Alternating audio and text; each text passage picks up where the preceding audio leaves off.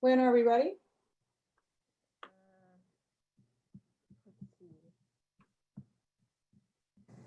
Yep, we are live. Okay, great. Hi, everybody. Thank you for joining today on Zoom for the June 10th meeting of the Climate Change Commission. It's been a while since we last met and since we saw each other, and the world has changed quite a bit. So I hope you're all doing as well as possible in these times. So we have a pretty packed agenda, so I think we should just get right into it. Layla, can you please help with the roll call, please? Yes. Okay, I'm taking roll. Commissioner Kaufman, Here. Commissioner Fletcher, Here. Commissioner Allegado, Present. Commissioner Keener, Present. and Commissioner Minert. I'm here. Okay, we have quorum. Great, thank you. The first agenda item is approval of our last meeting minutes in January 22nd. So that seems like a lifetime ago now. I have a number of edits and comments, but I'll open it up. Does anybody have comments on the minutes? Will we be sharing a draft to look at, or? I can share my screen. Am I enabled to share, Win? Yeah. Yes, you are. Can you all see that? Yep. Great. Here, I can walk you all through my comments then, because I have them in track changes. Mainly small edits around the conversation around Bill 25, which has since passed, but just the language of the state standard going into the county code for gas water heaters, as well as just some clarifying points around the EV ready standards through a point system that was discussed. I have some comments right below that. Okay, would you give me your... Where it says Commissioner Fletcher inquired about the feasibility. Yes. Could we delete about the feasibility of and add if the changes would? Okay. And instead of increasing, make it increase. And at the end of the line right below that, there's a weird, or maybe the period was removed after 3%. I removed it. Yeah, great. Other changes in this section or above?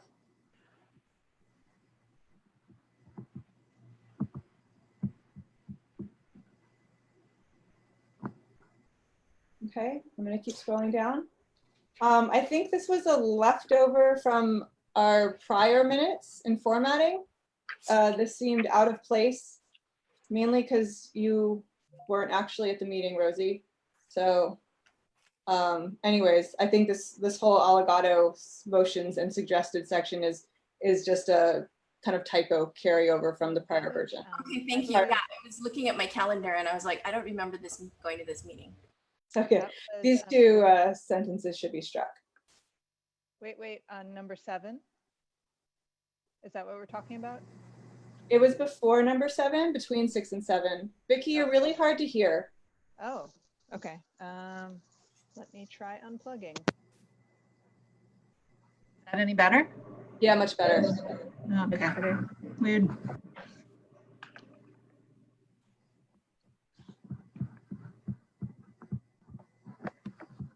I also made the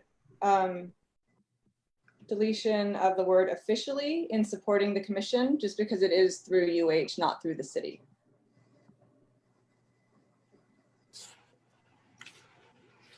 And I think this was just a typo. Those were my changes. Anybody have anything else to add?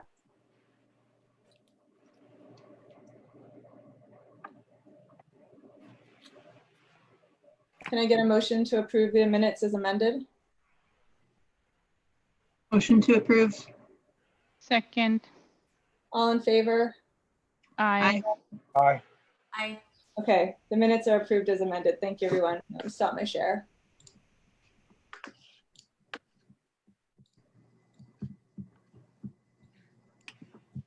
Next on our agenda is a report on the activities of CCSR. I don't believe that Director Stanbro is here yet due to another meeting.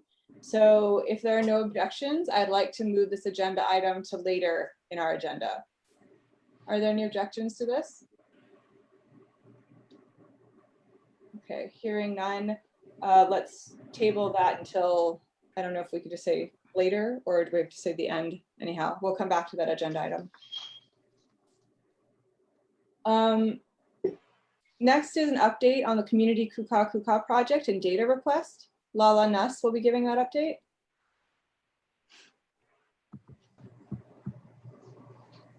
Aloha, this is Lala Nuss calling in from the Office of Climate Change, Sustainability and Resiliency, the Climate Resilience and Equity Program. We have been doing community outreach over the past 2 months, specific to community resiliency and basically being able to put together some data, both quantitative and qualitative, in response to the COVID crisis and how communities are responding at the current moment, really focusing on frontline community leaders and organizations. And we're hoping to be able to utilize this information internally within our office endeavors, but specifically potentially useful for the Climate Commission's work around equity as well as the Climate Action Plan.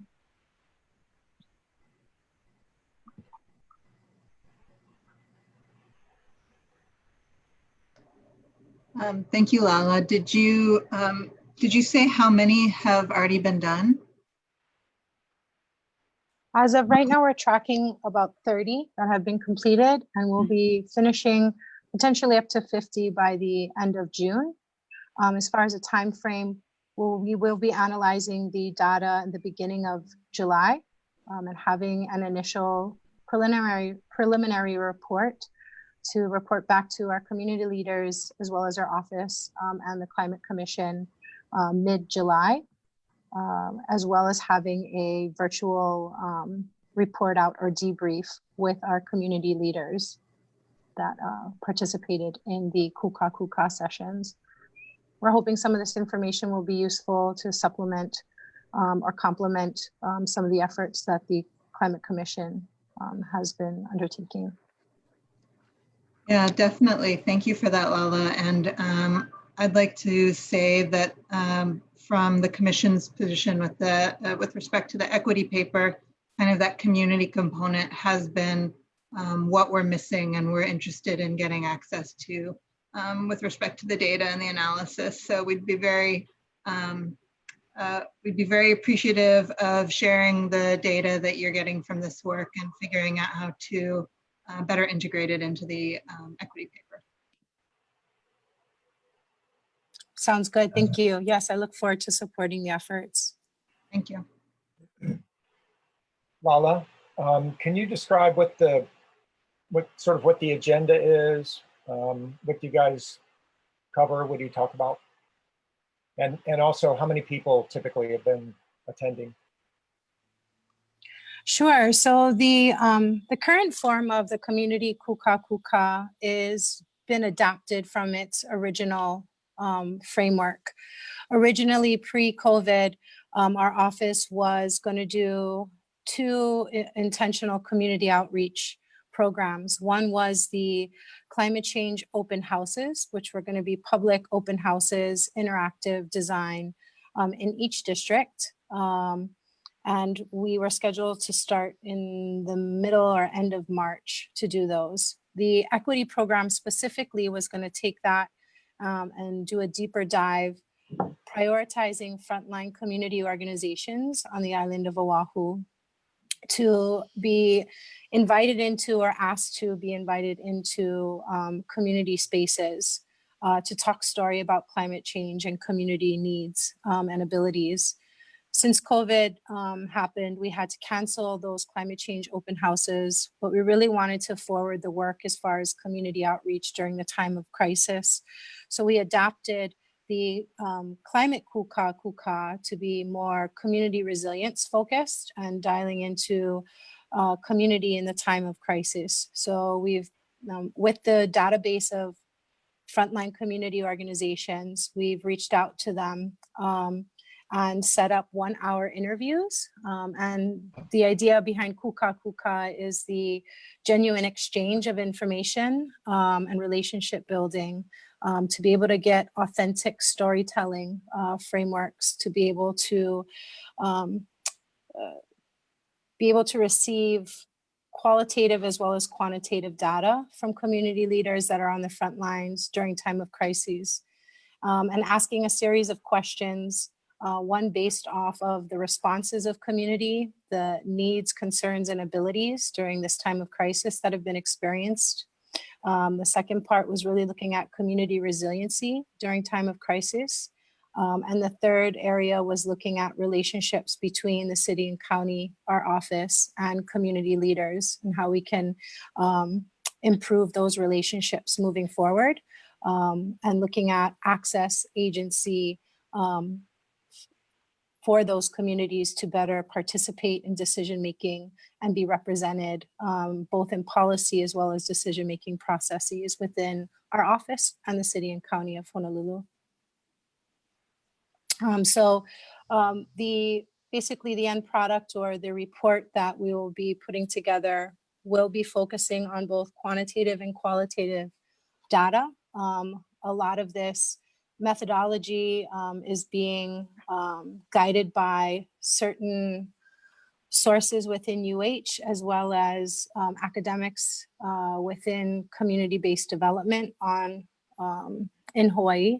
And it really is looking at community source knowledge and experiential storytelling to give a real life picture or pulse of what communities are experiencing during the time of a crisis. And crises will look very different depending on the sources of them, but we did not want to lose out on the opportunity to engage with community at this very time, and looking at rapid response opportunities and two-way communication frameworks that will allow government and policy to be more nimble and responsive to the on-the-ground needs of critical communities that are experiencing adverse impacts by this current crisis and potentially future crises.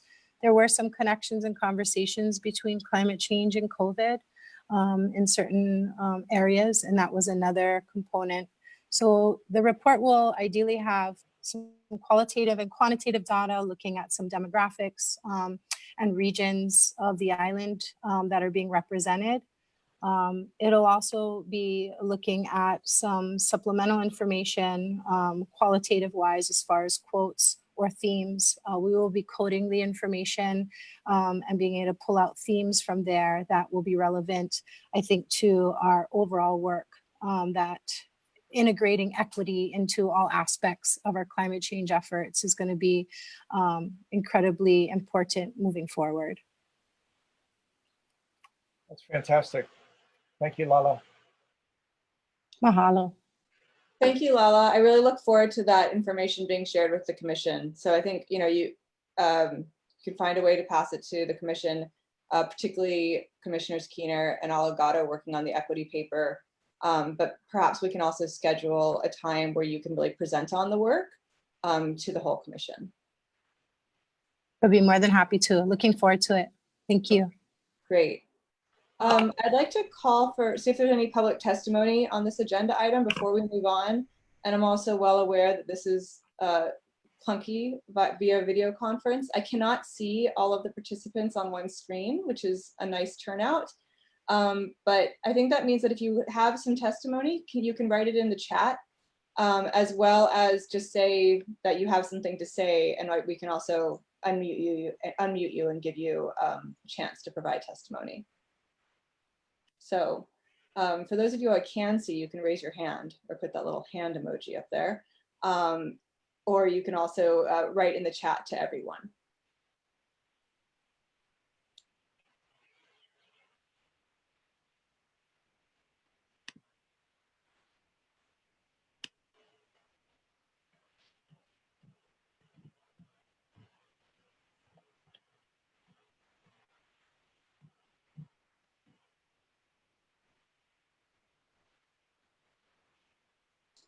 Okay, seeing nothing, I'm going to move on. And if there is something, we'll loop back. I know this is not as simple.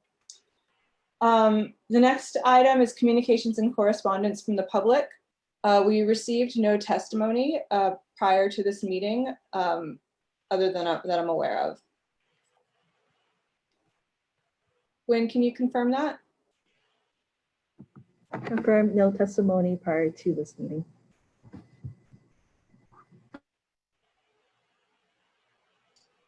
Next, I'd like to call on Kristen Reynolds from One World, One Water. She's going to be giving a presentation on One Water. Pass it over to you, Kristen.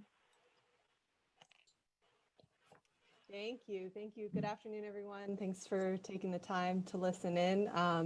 My name is Kristen Reynolds with One World, One Water, and I'm here to share about a One Water collaborative framework. Let me go ahead and share my slides here.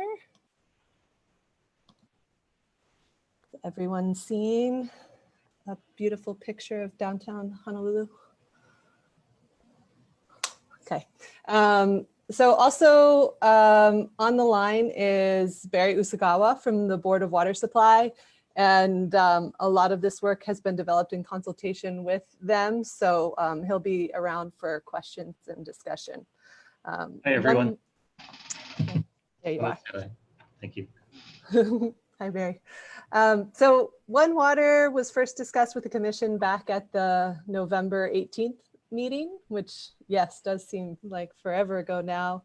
And there seemed to be interest to pursue these concepts from the group. So today I'll walk through a quick intro and refresher of the concepts, but really jump into the proposed actions that are going to be needed to establish the One Water collaborative framework for the City and County of Honolulu.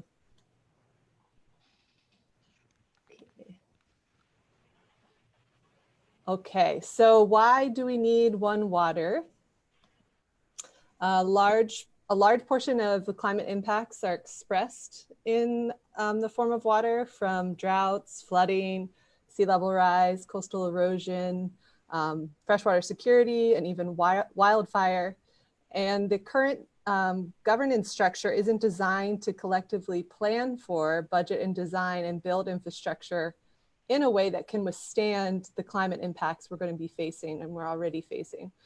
Raising streets, for example, takes coordination from all of the utilities, but be it transportation, water, wastewater, stormwater.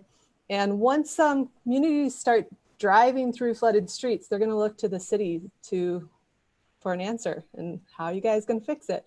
And it's best for us to have a plan to work towards.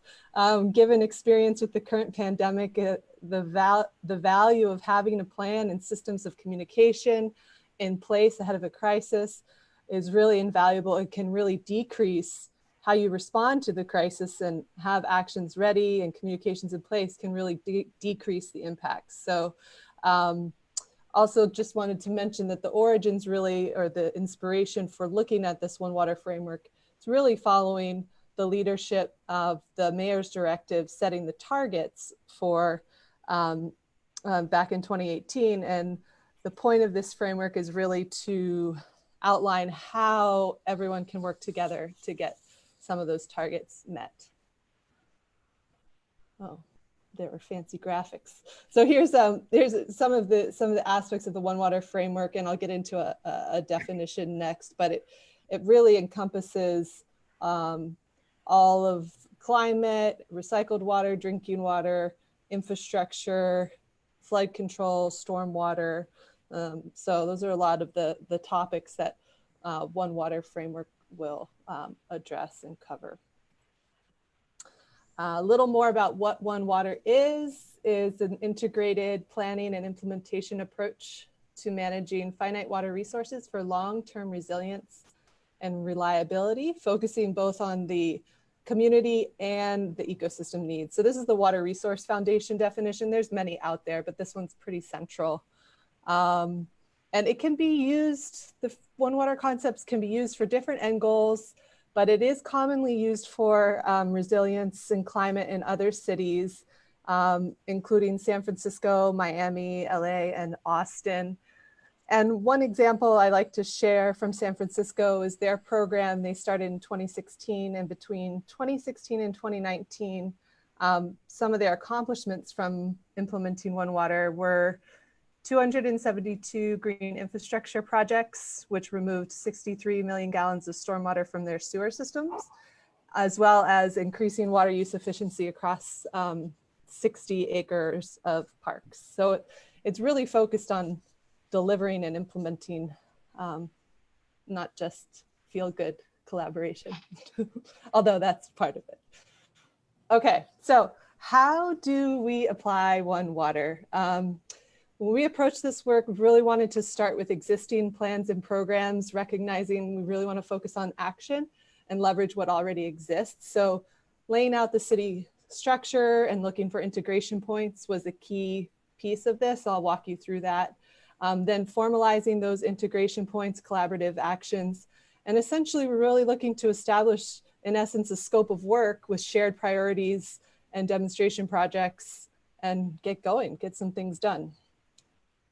So I was going to just walk you through the city structure, how we kind of, a little bit of the process of how we looked for these integration points before I jump into the action. All right, deep breath on this one. I'm not gonna go into detail on every piece of this diagram, but I did want to share a couple things here. So basically, the current structure, what we're focusing on mapping out in this diagram is wastewater, stormwater, drinking water, utility, transportation, as well as the Office of Climate Change, Sustainability, Resiliency, Department of Permitting and Planning. But what I was really trying to do here was show what each of these agencies already has to respond to. So we do a very good job in the city of delivering clean, safe drinking water and disposing of our dirty wastewater. Well, we could, I guess, debate, but they do a lot. They take all our waste and treat it, and you don't want those two functions mixing. And so there is design, and there's reasons for having what we call the silos. And so siloed for a reason is kind of, I want to start there. But in addition to having to provide all the services that these utilities have to provide, they have to follow a set of foundational policies, plans, and rules that come down through federal governments and to the state. They also have the authorities that they have to report to, mayor, councils or boards, and ultimately the ratepayer and the public, while making sure that their services are benefiting the city and the public and the water and safety. So doing all that, we've done pretty well, but it's no small task for each of the utilities to keep up with all of those items. Then you add these new or external drivers of sea level rise, rainfall pattern changes, hazards, natural disasters, and development pressures. And we really start to see the complexity of the task that each of these agencies has in front of them. And so what I wanted to share is some of the integration points that we could look at to help address these external drivers. And that would be really coordinating at the working level, planning, budgeting, and building. So I'll get into each of these actions, but what happens now is there is collaboration throughout the city, and there's really great leadership ad hoc and on co-benefit projects going on. There's a lot of great champions, but there's no formalized way to really work together to lift streets, for example. A lot of the coordination happens out at the general plan level, or but what we really need is to have those conversations at the design level with engineers in the room as well as the leadership. And so I'll take you through the actions that are proposed to get at that collaboration, but you'll see here 3 arrows, one that's across the planning, another one that's across the budgeting, and another one that's across the building. And One Water panel can be the mechanism that kind of pulls those all together. And there's some opportunities for connection to different offices, Department of Permitting, Planning, and Office of Climate Change, Sustainability, and Resiliency. All right, so thanks for going on that visual tour. I'll jump into the proposed action. So the first action is to very straightforward, formally establish a One Water collaborative framework.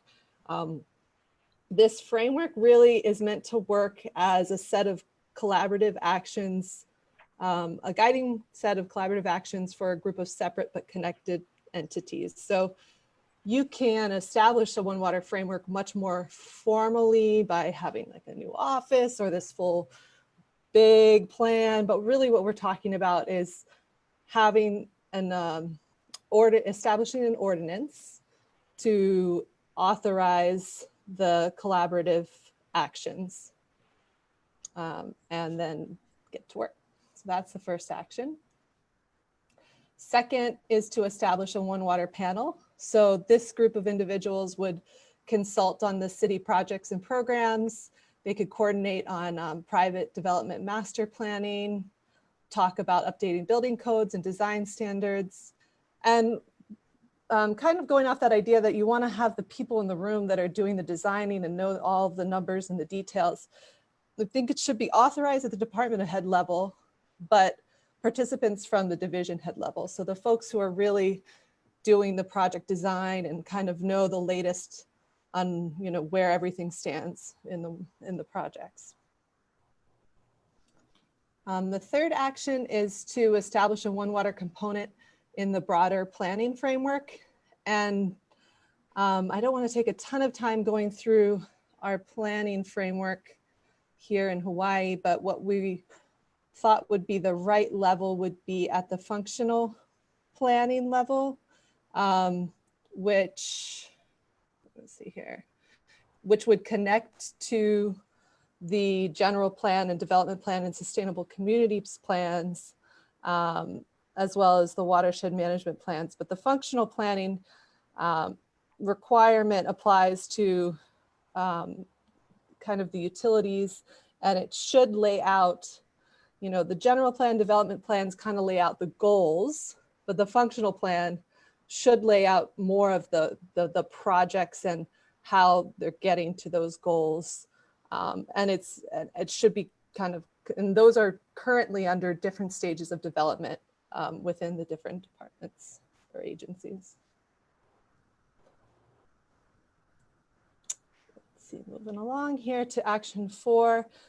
There needs to be coordination on capital improvement projects and annual budgets for One Water. Right now, proposing to have a One Water resilience checklist that walks through the different items that need to be picked up along the way between now and when we're going to see worsening impacts from climate. So having that timeline kind of built out, knowing that as we get closer, you know, like retirement savings, the more we can do now, it's going to be cheaper. As we get closer, it's going to get more expensive. So laying out what are the things we can do now, what are the things that we can plan for, and getting those things considered annually through CIP. So we're starting to really chase down some of these items. Coordination with and conditioning for private development for climate resiliency around capacity and adaptation. So right now, typically a developer will go see the different water related departments separately, be it whether it be wastewater or water or stormwater. And there's an opportunity there for the city to collectively meet with those developers and require them to do things that would have co-benefits and that would build for resiliency. And also very important, we wanted to get out of the gate with some projects and some actions. So here's a list of potential One Water demonstration projects. It also shows kind of the breadth of the topics the One Water Collaborative Framework is proposing to cover. So there's one around Mapunapuno sea level rise adaptation, a complete streets project that could integrate water components on University Avenue, EVA water reuse, LOI stormwater management plan, and cesspool conversion. So outlined some of those projects, and there's some momentum going on those already that we could pick up. And I think we're here at the end. The last one is kind of similar to the first. It's more about structurally setting up the framework. So developing interagency memorandums of understanding, really with the purpose of having a collaborative agreement to advance climate resilience, including kind of the objectives and priorities of why the different folks would be working together, could list out the demonstration projects, the mutually beneficial projects, and as available cooperative funding opportunities. So that's the 7 actions that are proposed to establish the One Water collaborative framework.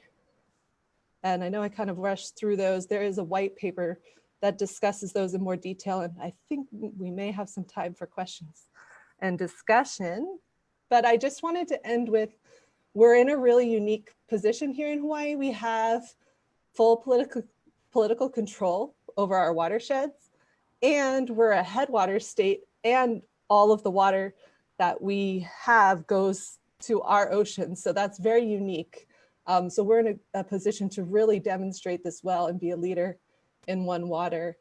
It's a way to implement and define how we're gonna get to the objectives set by the Climate Change Directive. And it can help us adapt to climate, improve our infrastructure, and protect our resources. So thanks for the opportunity, and thanks for your leadership at the Commission, setting these objectives and really thinking ahead for our city. With that, I'll pass it back to McKenna. Thank you, Kristen. Thanks so much for the follow-up presentation. I think we've really gotten a lot out of sort of learning more about One Water as a process and thinking about some of the outcomes. So thanks for delivering the final white paper. That was really helpful. Something that really strikes me is, this, as you do these infrastructure projects, really having the collaboration at the project level. Something in the Civil Rise learning trip that several of us went on in September that really struck me was in Miami Beach. They had done these very interesting, ambitious road raising projects to dry their streets. But because they didn't have this level of coordination, they actually didn't raise the underground utilities with it, right? So they've also compounded some of the other problems, right?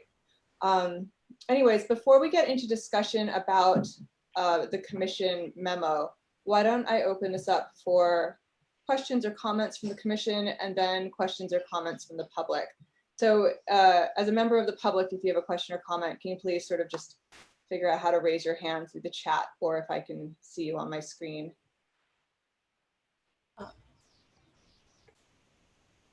Vicky, go ahead.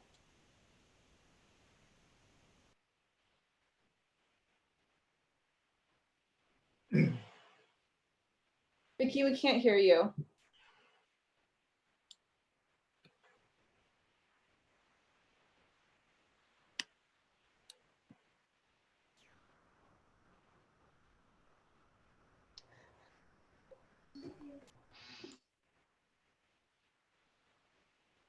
Other commissioners have any comments or questions for Kristen? Rosie, go ahead. Now? Oh, okay, wait, now Vicky, you're up. Okay, sorry. I've been messing around with my AV trying to make it better, but it just makes me use my tiny little internal speakers. Yeah, so sorry about that. Kristen, great talk. I always love hearing about One Water. I'm a big proponent and have seen it work great in other places. I was wondering, since we had Barry on the line, if he could talk specifically, give like a little summary of how he sees this would really help or not the Board of Water Supply in their planning, just to kind of hear an example. Thank you, Vicky. For a Board of Water Supply, we having certainly the water conservation aspect of stormwater capture, having a formalized way of working together on these joint projects is going to be really helpful for us. But what's really impacting us is main break repair, and as sea levels rise, it just takes longer to repair main breaks. So eventually, there's not going to be a place for us to discharge the water out of the hole to fix the main break. So that means longer disruption periods to get the water service back on. So somehow we need to, when they start flooding, we need to be able to lift streets. And the only way we can do that is to work together and collaborate amongst all of the agencies involved. We cannot do it alone. So just institutionalizing the collaboration is really going to be helpful for us. Thanks, Barry. So those MOUs would be extremely important for you to get it done. Yes, and the ordinance that that will Right. transcend different administrations. Yes. Okay, thank you. Go ahead, Rosie. So thank you for the presentation, and I know we have the white paper, and I was also going to request if we could get the PowerPoint slides to just kind of have some time to look over as well. But one thing that I noted is that your actions, and I don't know if this is in stone, but they seem very urban focused. So for example, I guess one question I have is, how does one water preserve pertinent rights for farmers? Not saying that there is so much on Oahu, but I guess that would be one question that I have. And then for example, action 5 in particular, coordinating and conditioning with private developments. Why only private developments? Why only developers? I guess what about? I'm looking for more. I know that this is a way for entities that are currently operating to regulate water to come together to make these decisions, but it just seems that there is a lack of community input in these actions. I know there's places for public testimony to be given, but I guess I just don't see representation in terms of preserving providing voice to the rural communities. That's a really, really great point. And it in a little bit by design, but also needs to be more explicitly talked about and phased in. So first of all, for the rural, that's something, and the rights, that's something that we can definitely write in, because I think the water security component of this affects everyone. So the point is to protect the water resources for everyone. So we can update that and include that. But the point of the collaboration at the beginning was to get the city to work together with the city. And then we want it to kind of start small and naturally build momentum. But I didn't want to explicitly say that not everyone is welcome, because we'd love everyone in on it right away. But we recognize that just asking the players that are already with the programs they already have established to start is a momentum building moment. And once we get that rolling, then it needs to kind of build out.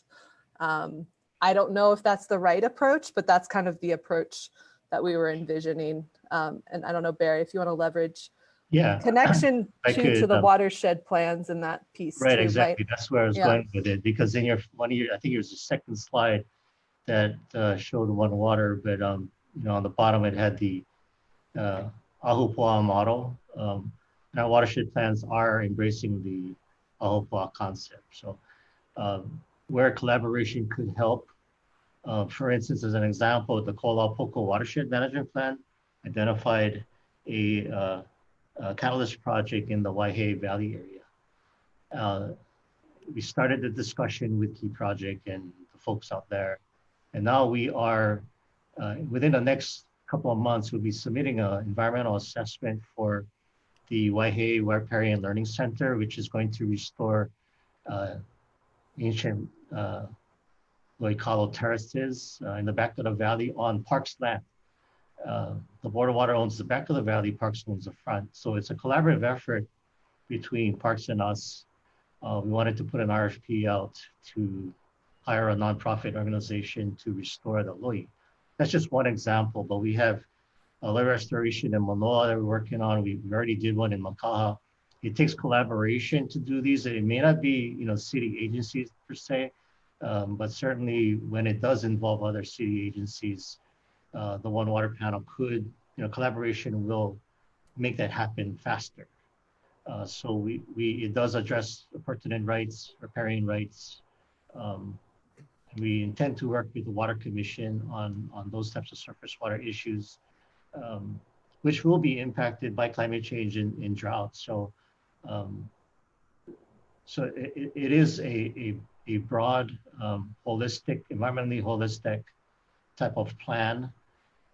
And there are like 20 projects per region, and there are eight regions. So we mentioned only the ones that are in urban, but there certainly are a number of other projects identified in these plans, and they're adopted by ordinance as well. They're the water equivalent of the land use plans for sustainable communities and development plans. So setting forth the formalized collaboration framework could then bring in all of these other types of projects into implementation. So thank you for the question. I hope that answers your question. Yeah, that's great. And I think leading on that for action 6, when you're identifying and implementing One Water demonstration projects, I would highly encourage you to select a rural demonstration project, because you really want to, you really want to emphasize that you're not wholly exclusively, focused on the urban core, and that that people outside the sewage line kind of matter. So I would highly recommend that, I mean, Mapunapuna University Ave, Eva and Alawai, if you can. I'm not saying one should be exchanged for the other. They all seem very important, but I would highly encourage you to also select a rural demonstration project. Thank you for that suggestion. Go ahead, Bettina. Kristen, this was a great presentation. I really enjoyed it. So thank you very much. I do have a question. You mentioned that the One Water concept has been used in other places. I'm curious, where are they? I mean, I understand that none of them is like what we have here. But I am curious what these other places are. And is there anything that you'd say, well, that we can take from that? Anything that you'd say is a lesson learned, or what has worked in other places that might not here, and vice versa? Sure. And I don't know, Barry, if you want to jump in, I see you nodding too, but we did do in the appendix of the white paper, CDM Smith did an assessment of other One Water programs, mostly focusing nationally across the nation. I think what we learned, or what I learned from other programs, is you can make this as small or as big as you want it to be. And some places like LA have this like volume of plans that's maybe been 10 years in the works that could fill up my whole desk. And yet the actions are kind of hard to see, what has come. And I'm sure a lot of stuff has come out. They have big dollars. And then it can be as small as the One Water concepts being applied to one building, for instance. And I shared the example of San Francisco because they were kind of in the middle. They approached the One Water concept and used it really to work kind of at the San Francisco scale and level, and focus more on making those collaboration points within their current structure.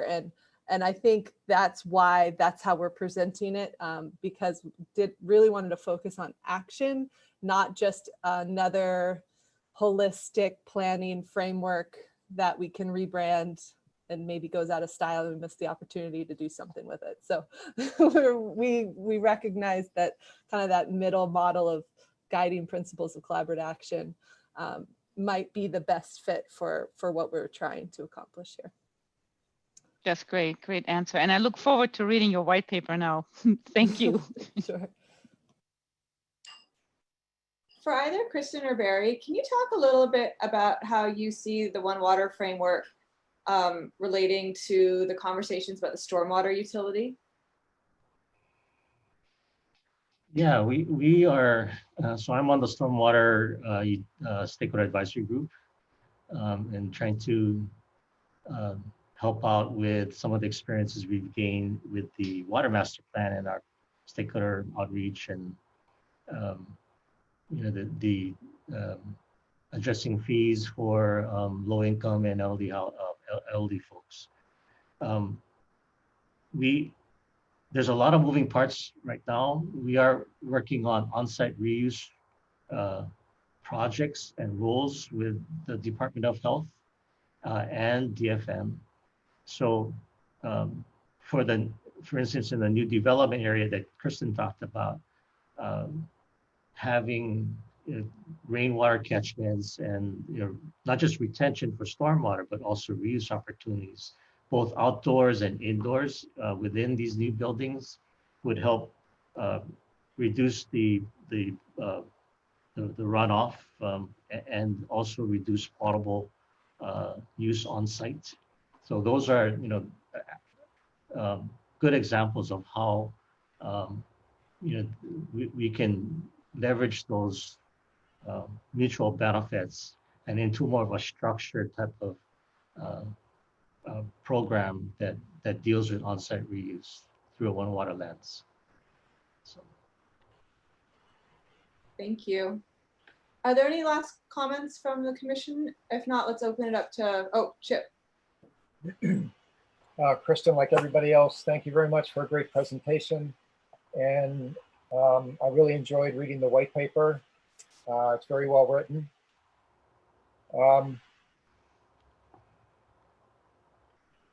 What is the future of the white paper? I have a number of comments on it.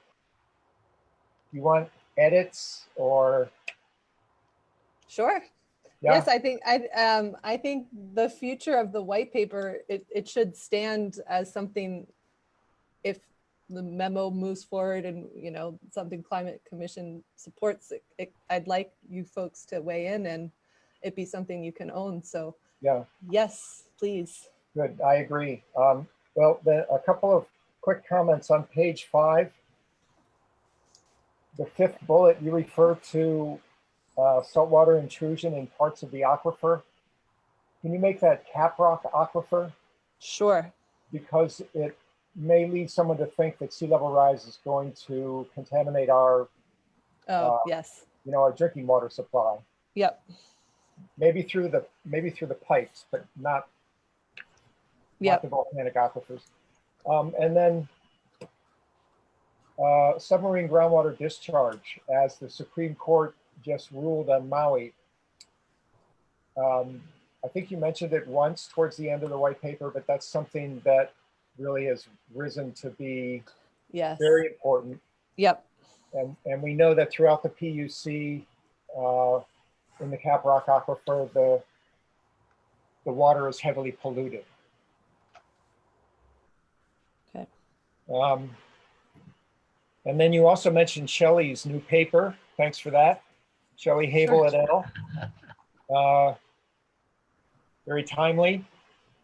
One of the main points of that paper is that groundwater inundation is the #1 source of flooding. Yeah. And saltwater flowing over the shoreline is the #3 source of flooding. So the groundwater in the PUC, the pollution, the discharge to the reefs, all that is a real One Water problem, as well as the buried infrastructure and and all the questions about how we adapt. And then I just had a question. So maybe Barry, how do you see this effort being resourced? I mean, you're going to need people, you're going to need outreach. I could see this needing some staff and an office, etc. Maybe eventually getting to that level. Have you had any thoughts about that? I didn't get as far as the new office there, Chip. And certainly what we would like to coordinate through the Office of Climate Change, Sustainability and Resiliency. We did find some funding to help facilitate the initial ordinance and the MOUs and the discussion on the demonstration projects, and the outreach for that. So we have the funding going through the rest of the year and part of next year. Beyond that, I was hoping the MOUs would then, where agencies could agree to share in some of the funding. But I envisioned it starting off, in small, just, regular meetings, whether quarterly or monthly, and then having like DPP there, because they have by ordinance by charter actually reviewing the executive budget of the city and the Board of Water Supply 6-year CIP. So is there a checks and balances that ensures that the climate resilience checklist is being checked off every year, and going through the budget process is a good way, I think, to ensure that there is forward progress there. Beyond that, we didn't get into the long-term organizational structure, but it would just be like how the Complete Streets Ordinance has 4 agencies working together now. It would be something very similar to that.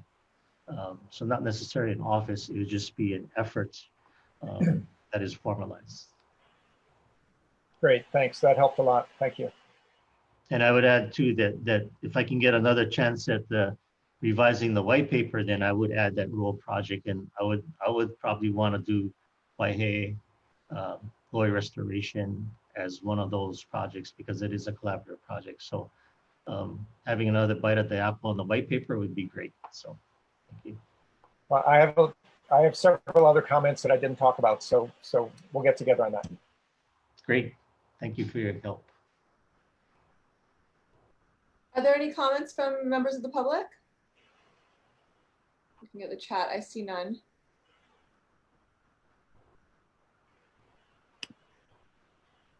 Okay, hearing none, let's move on to discussion of the white paper.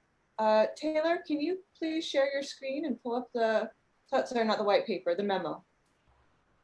Will do. Can everybody see the document? Yes, thank you. Perfect. Are there any comments from the commission on this? In response to your comment, Rosie, I would propose making an edit to action 7 on the next page, Taylor, where we say something like identify and implement 1 water demonstration projects representing island-wide interests, or something like that.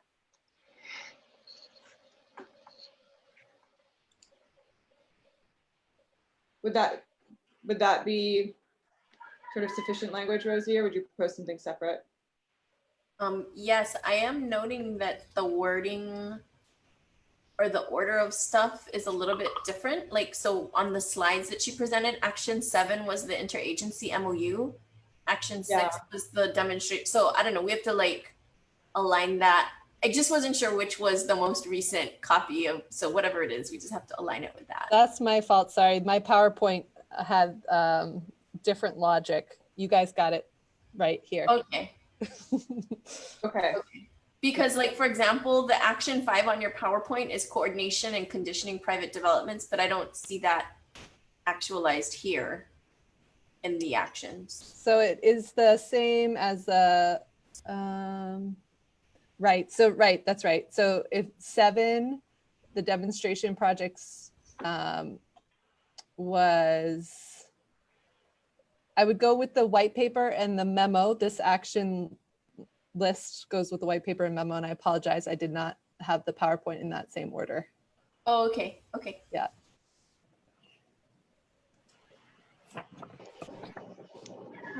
I had some suggested tweaks to the language in the second paragraph, McKenna. Okay, go ahead, Vicki. Thank you.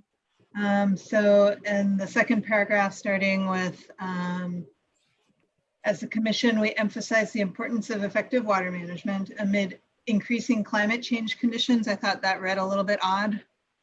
And so I would suggest changing it to something like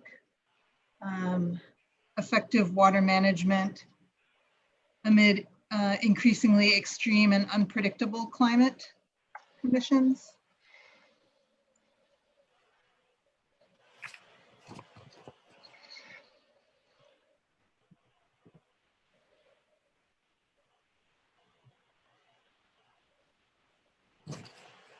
The next sentence is also a little bit strange.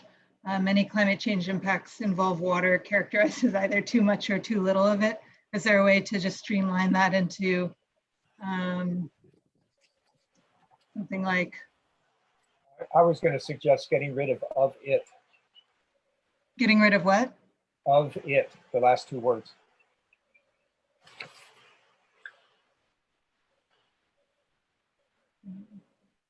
And that would work. That's unweirds it a bit. You could say often characterized as either too much or too little.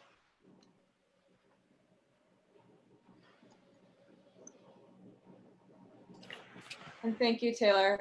I know editing in front of lots of people is nerve-wracking, and I appreciate that you're doing it. At the end, are you done, Vicki? Yeah, I'm still thinking. Go ahead. At the end of the letter, works cited. There's just, well, it looks like he cleaned up the formatting. Good. That looks good.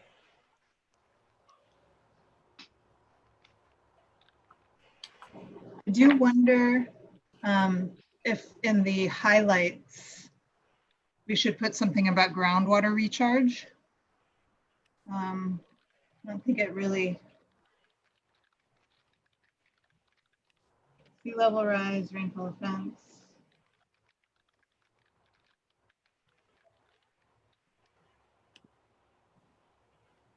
Where? In the bullet points, the 6 bullet points of impacts to hydrological systems. I mean, we have heavy rainfall events, but we don't even have really changes in rainfall patterns. I think the page above, Taylor. Yeah, can you slide up? Oh, sorry. Yeah, There I'm we go. looking at a couple screens. Yep, so in that 6 bullet list of impacts, I guess it's pulling from the climate change brief, but we must have talked about changing precipitation patterns, right? We did. Yes.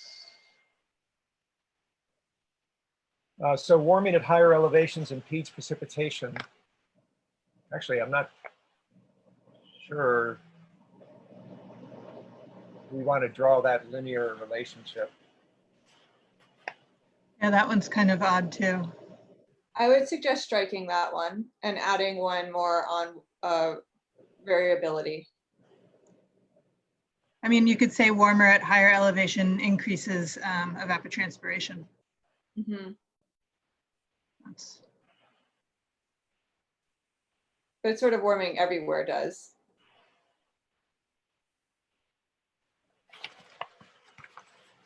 yeah, I guess it's not elevation specific, but if we want to get into the evapotranspiration question.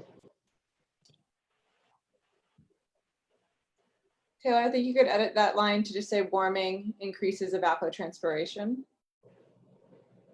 Is that what you have in mind, Vicki?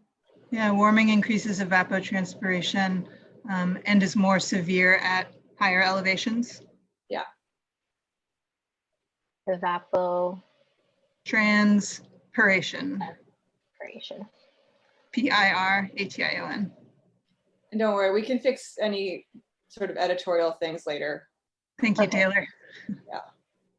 Increases. Yep, increases evapotranspiration. And what did I say? And Is more severe at higher elevations. right, and it's more severe. Maybe we want to say stronger at higher elevations.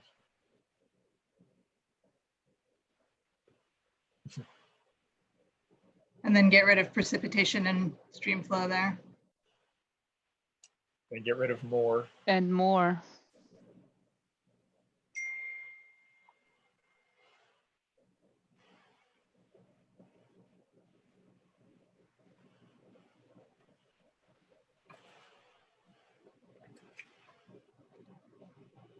Other edits? Okay, so then it goes linearly to warming increases evapotranspiration, increased evaporation reduces water supply. I'd still like to have something about maybe before heavy rainfall events, changes in precipitation patterns and intensity. Storminess? Not necessarily storminess, talking more about like the spatiotemporal patterns of rainfall.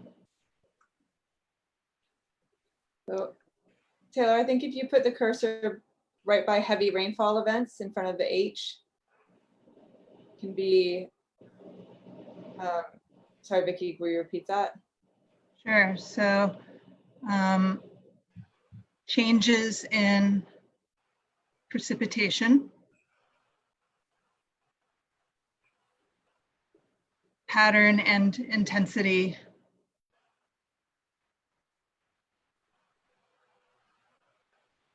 and then that would be like affect ecosystems and different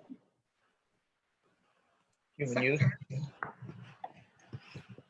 Ecosystems and human use? yeah, affect ecosystems and human use.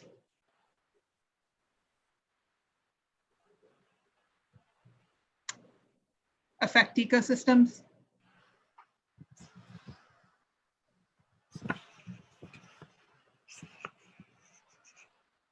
A. Check. And then make heavy rainfall a new bullet. Great.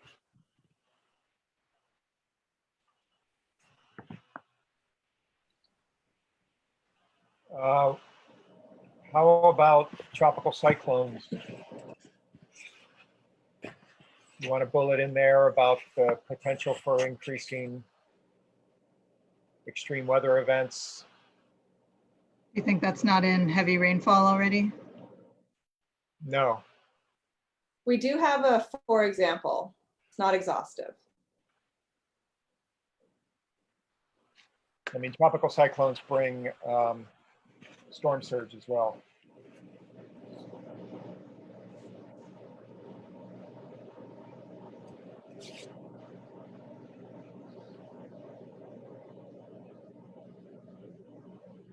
I would put it right after sea level rise as a new bullet.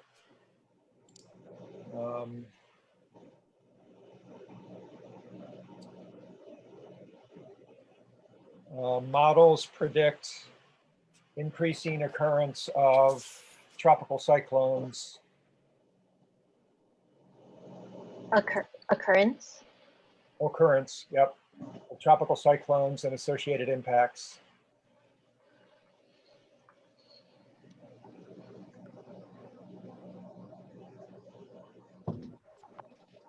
And associated. Great, thank you.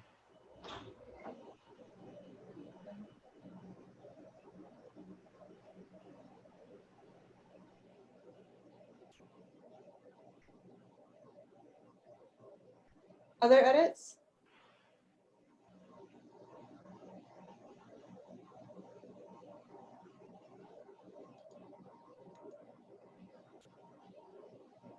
Okay, hearing none, I'm going to see if there's any public testimony on the memo prior to moving to action on it. We have a question from Nancy McPherson in the chat. Hi, Nancy. Will tropical cyclones increase in intensity as well as in frequency? We'll have to see. I wanted to keep the language vague.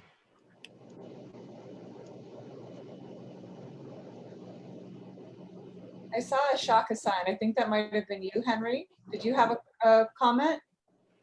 I was only asking about action 3, but I see I got an answer in the chat. Okay. All right. Hearing and seeing no other public comments on this, do the commissioners feel ready to take action on this memo? Yes. Yes. Okay, so knowing that we can, format and dot I's later, can I get a motion to approve the memo as amended? So moved. Seconded. All in favor? Aye. Aye. Aye. Can't see everybody. I'm assuming you guys raised your hands. Okay. All right, I think the memo is approved. Thank you, Taylor. Thank you, everyone. I appreciate you folks' help and guidance on this. So thank you. Thank you, Barry, and thank you, Kristen, for all of your work on this. Really happy to move forward this idea and framework. I think it's a really, really important collaborative framework for all sorts of water issues related to climate. So thank you. Moving to our next agenda item. Actually, I see that Director Stambro is here. So I think we should move to what was agenda item 4 that had been postponed. I think that's okay to put in here now. Josh, I'll turn it over to you to give an update from CCSR. Great. Thanks, Chair Kaufman, and aloha members of the commission. Pardon my lateness. I had to do a presentation over at a council committee hearing that's still going on. I want to thank Barry for leadership, like that coming from a sister agency, working on climate issues and looking for collaborative ways to address, these challenges together. It's great to see that kind of proactive sort of solution emerging from within the city. So thanks for that, Barry. I just wanted to really, give a quick update on what the office has been up to, and then a couple of places where, we're hoping that the commission can assist. And so, first of all, the last few weeks, I know for all of us have been a blur, especially for our office. I wanted to let you quickly know that, most of our folks have been detailed to different work given the COVID situation, whether in the Emergency Operations Center, in a call center that our office helped stand up, replying to the public and doing a myriad of different things. We actually have been helping with sort of the community outreach, trying to educate folks about what the different emergency proclamations and orders have been. We've answered over 12,000 phone calls. We've responded over 5,000 emails. For any of you that haven't been to the oneoahu.org website, encourage you to go. That's been the go-to spot that our office helped stand up. And we've had now 470,000 page views there. And at this point, 22% of pretty much of all residents on the island have gone to that website at some point to get the most current and up-to-date information about what's allowed, what isn't, what are the best practices for opening business, what's the difference between the mayor's orders and the governor's orders. Hopefully we're trying to get those as consistent as possible over time. And obviously staffing the call center, developing a dashboard for the public that you can find on that oneoahu.org website that really shows all of the public information around COVID that we're trying to track, as well as the city's response and making sure that people understand how many city employees are deployed in different ways to on the job to combat what's going on with COVID, but also keep the lights on and keep the wastewater being treated and all those other things that are happening. We have been helping with testing efforts as well. Been working with folks on this call actually around making sure that we can get over 100,000 tests, COVID tests available to the public. With other folks on this call, working with the Department of Environmental Services on doing wastewater testing to see if we can get early indications if COVID is starting to come back into the population in large sort of meaningful way.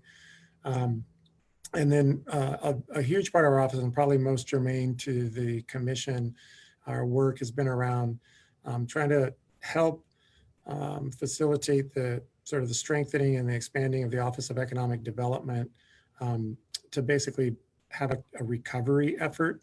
We know that this COVID downturn is going to be something that is not just a sprint, it's going to be a marathon. And so last week, there was an announcement about sort of an Office of Economic Revitalization in conjunction with the City Council that would really focus on what's the long-term sort of resilient, more self-sufficient economy that could hopefully, make some lemonade out of lemons here and not have all our eggs in a tourism basket. So I encourage members of the commission to follow the development of that office and the focus on sustainable agriculture and other areas that have a lot to do with climate security for the future. With all that work and I'm incredibly proud of the staff of the Office of Climate Change, Sustainability and Resiliency, how they've pivoted on a dime and pitched in everywhere across the city to try to respond to COVID, and probably been working harder than they've ever worked in their lives. But we haven't dropped the ball on our main mission and work during that time. The council with resolution 18-221 had asked us to produce a climate action plan that will move our island towards 100% renewable energy and obviously reduce our carbon footprint and how to get there. We've been working on that for a while, and we had actually planned to be in public meetings all over the island in April. We had a dozen big community meetings scheduled. Obviously, that is no longer in the works. And so again, the office has been really nimble and pivoted to doing two different things. One is doing more one-to-one conversations with frontline communities around making sure that we're getting feedback around what should be included in a climate action plan and what is happening right now on the ground. But then also doing a virtual engagement. And I would encourage the commissioners to send out to their networks. We wanted to make sure that it was open, beyond the time that this group got together. And so it'll be open until June 22nd. We can send a link around to you for the online engagement for the public to give their input around what should be the priorities of the climate action plan. And then just another quick update, the tool that was built by the office around tracking the city's tree initiative, 100,000 tree initiative. We've now had a total of 29,804 trees planted around the island. That's all online and public and out there. And a huge amount of those have been community tree plantings reported to our office, along with city tree plantings as well. In addition to that, I think Matt Gonzer is on. Want to thank he and his team for rolling out the new Climate Ready Oahu Map Viewer. Again, we can send you the link for this, but really it really speaks to the heart of what this commission is doing in line with the mayor's executive order, requiring the city to look at the climate impacts and the data and the layers.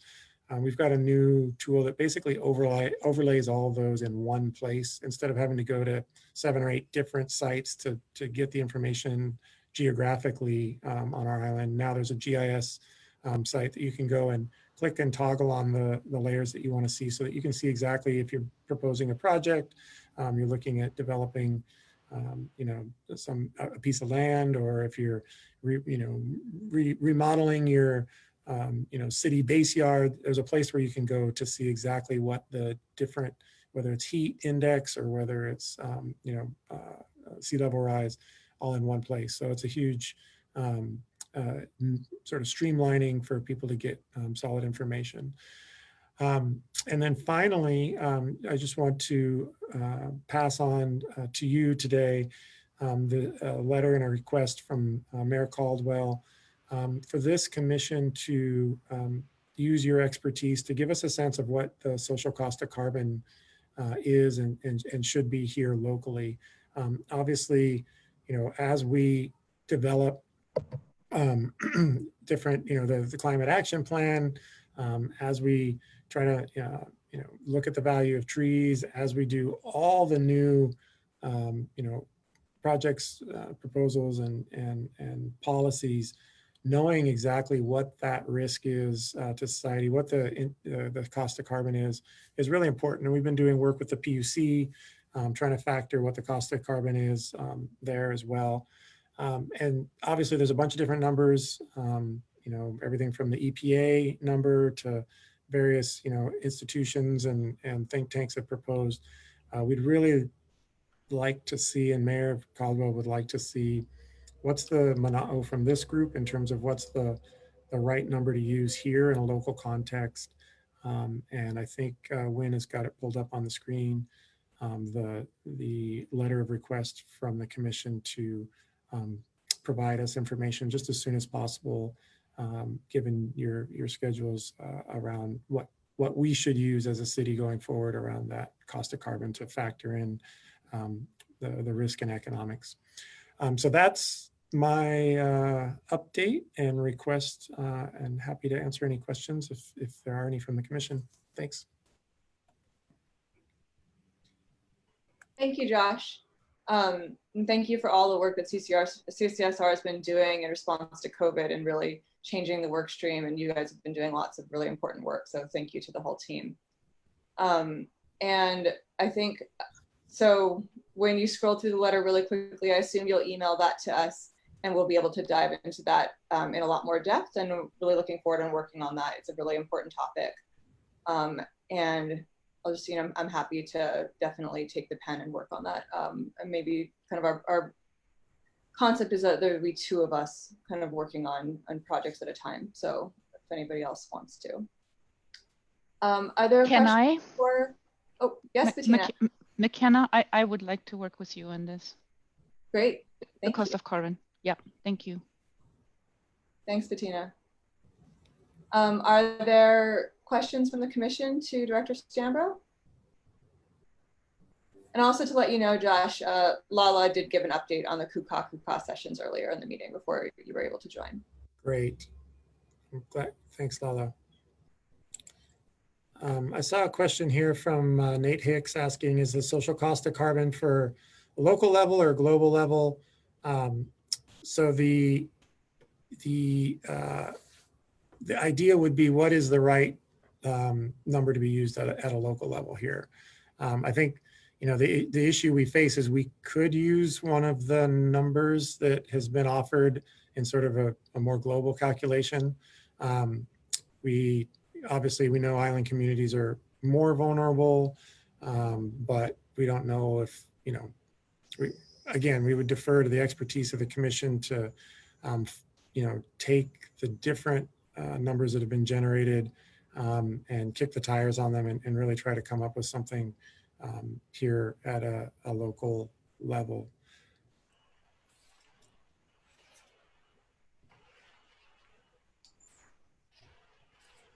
Any other questions for Josh from the commissioners and also members of the public?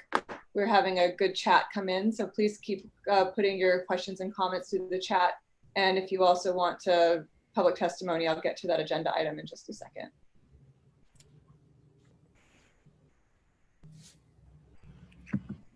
Okay, here's a question for Henry.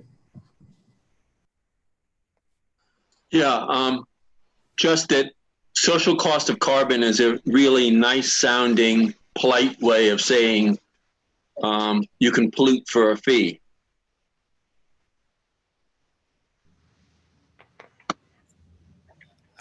Well, I suppose it depends how you're using the number once you have it. Although some jurisdictions have done sort of cap and trade and then looking at what is the cost to the producer, there's a lot of different ways I think that a social cost of carbon can be factored in, whether it's in sort of a risk analysis or what is the benefit of buying an electric bus versus a non-electric bus. Is there, can we factor in other economic considerations besides just, all those externalized costs right now. So I wouldn't ascribe it to just saying it would be in line with a regulatory system. I think it's a helpful number to have across the board as we value and try to figure out what the real costs are of a bunch of different actions. Okay, and though it hasn't made the press very much lately, we won our second Supreme Court victory in Hawaii on climate change a couple days ago. Can you elaborate on that a little bit more, Henry? You described Yes, we filed to intervene in the gas company rate case. The Public Utilities Commission allowed us in solely to discuss climate change and then totally ignored the issue in their decision. We appealed to the Supreme Court, and the Supreme Court ruled actually on 4 important issues. One, that the Public Utilities Commission's approval of the rate case is denied, basically overturned, because failure to look at greenhouse gases. Second, the Public Utilities Commission must address public trust issues. Third, the Public Utilities Commission must address Native Hawaiian issues. And 4, it overturned an Intermediate Court of Appeals decision from a few years ago. So it's really key decision that's now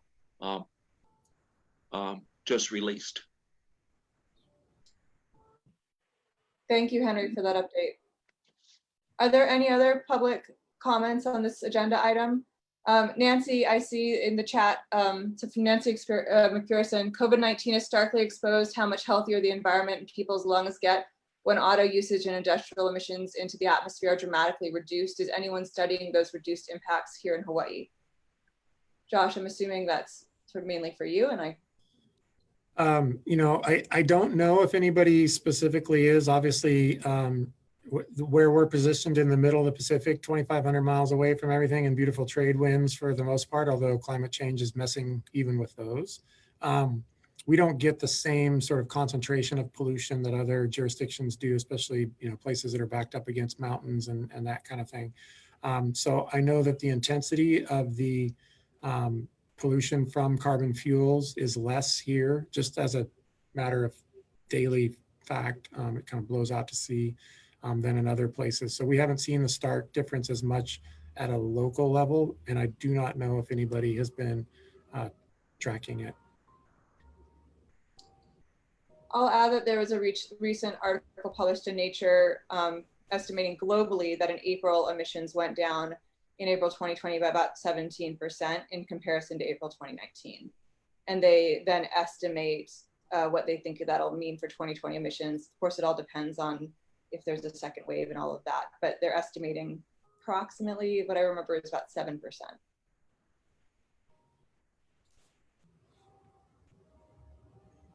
Yeah, I think we've seen some estimates from 7 to 12%. Obviously, we have a more carbon intensive energy grid here, just because of the nature of how much oil we burn. That isn't the case in other jurisdictions. And so we don't know if that drop might be higher here or lower. We'll have to wait and see what the reports come out as. Definitely down though. All right, last call for public testimony on this agenda item. Okay, hearing none. Thank you, Director Stambro. Thank you, Chair Kaufman. The next agenda item is discussion and action on testimony regarding Bill 2, 2020. It's relating to off-street parking and loading. Taylor, if you can share your screen again and pull that up. And also, I'm going to pass over the meeting to be run by Vice Chair Fletcher, Chief, because of my work with the Climate Action Plan, and elements of Bill 2 are being considered in the Climate Action Plan, so I will not be taking action on this agenda item. So Chip, I'll pass it to you. Thank you, Chair Kaufman. Josh or Nicola, if you're here, would one of you walk us through the Bill 2, the main points?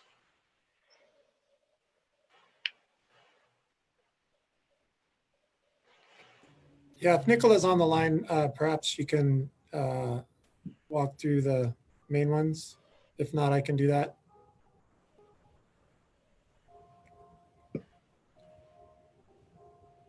Maybe she's not.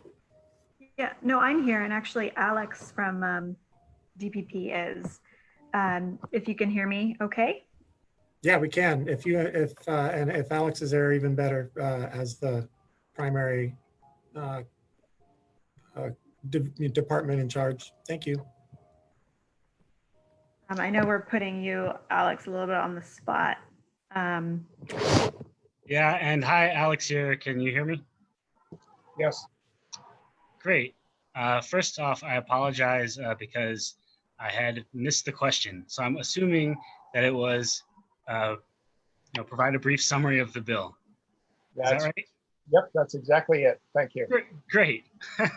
Okay, so Bill 2 2020 repeals and replaces Article 6 of our land use ordinance with a brand new parking regulations. And really, there were a number of goals for the bill, the primary ones being to simplify our regulations, to reduce parking requirements where necessary, and to provide flexibility, and then to put people first when we design our community. It's a very big bill. There's a lot to talk about, but I read over the draft Climate Change Commission testimony, and it all looks great. It seems like the commission understands what we're going for, and I'm very happy to see all of the environmental issues brought to light as well.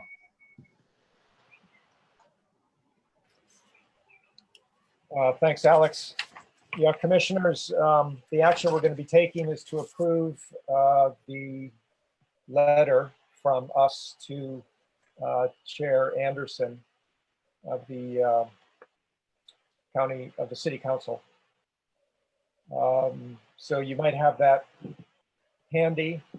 And we might want to put, there it is up on the screen. So first, let's take any questions that any commissioners have.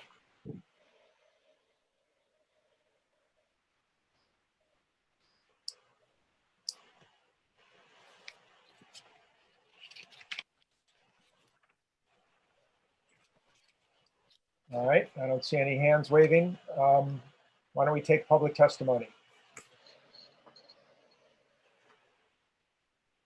I'll go first come, first serve. Hopefully I can see everybody. Yeah, David Irakawa. Hi, I'm sorry, I submitted late testimony, and I wanted to ask the commission, I want to let the commission know that the date for the date for council action on this is September 2. The deadline for council action on this is September 2. Last week, we had our first meeting of what we hope is many meetings with Department of Planning and Permitting on Bill 2. And we submitted a list of 6, actually 4 of the 6 issues are relevant right now, and then a list of clarifications. And I sent those to you in some testimony that I just sent on the, on the website just a few minutes ago. But we would ask that this committee, the commission, defer action on the testimony until it's had a presentation by the affordable housing developers and other affected stakeholders on this bill. The testimony provided by a number of the affordable housing developers and other affected stakeholders confirmed that, Bill 2, which includes a lot of things that the housing developers and other developers like. They like portions of Bill 2, but there are other non-health and safety requirements that could increase the cost of affordable housing, other housing and mixed-use development, limit the flexibility of the design of housing and mixed-use commercial projects, and negatively impact the cost and or feasibility of such projects, and negatively impact the economic recovery of Honolulu. So there are at least 4 items listed in my testimony that we would like to present at the next Climate Change Commission meeting. We are also scheduling weekly meetings. I don't think they'll be weekly, frankly, but we're asking for weekly meetings, and we've had discussions with DPP leadership to have weekly meetings on Bill 2, that we don't let the ball drop, and also do site visits. So we'd also invite the Climate Change Commission to go on site visits of where Bill 2 can work and where Bill 2 may not be able to work. So that's basically our request. We wanted to be put on we want the commission to defer their decision on their testimony, because there's other information, important information, that we believe the Climate Commission should consider.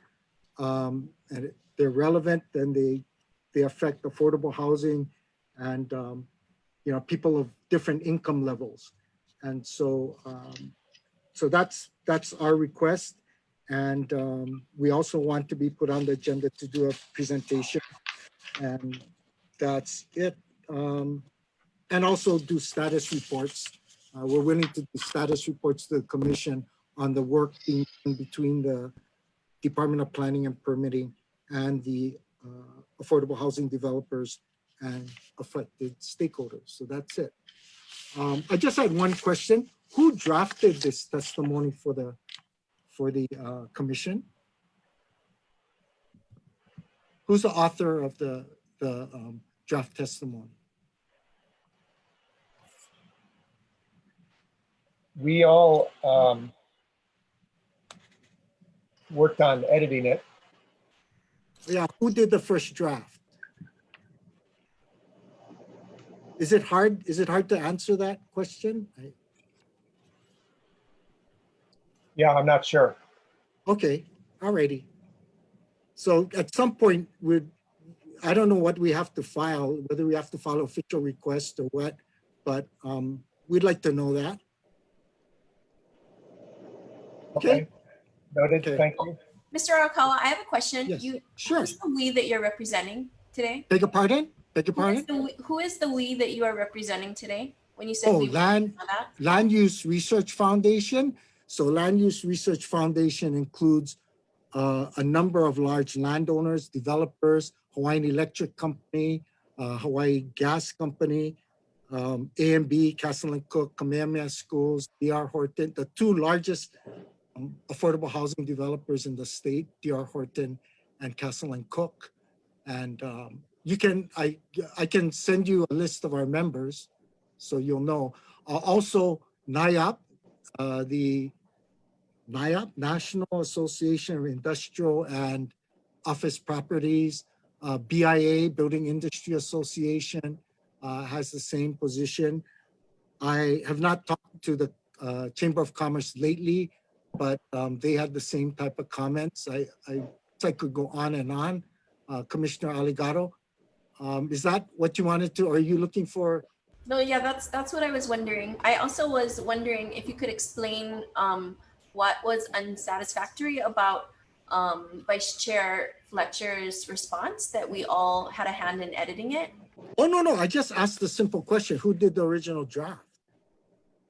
And so if nobody did the original draft, that's kind of unusual, right?